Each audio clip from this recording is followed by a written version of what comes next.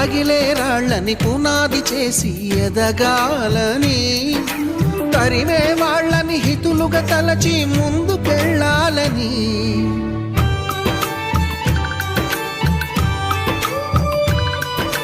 కన్నుల నీటిని కలల సాగుకై వాడుకోవాలని, కాల్చే నిప్పుని ప్రమిదగా మలచి కాంతి పంచాలని, గుండెతో ధైర్యం చెప్పెను, చూపుతో మార్గం చెప్పెను, అడుగుతో గమ్యం చెప్పెను.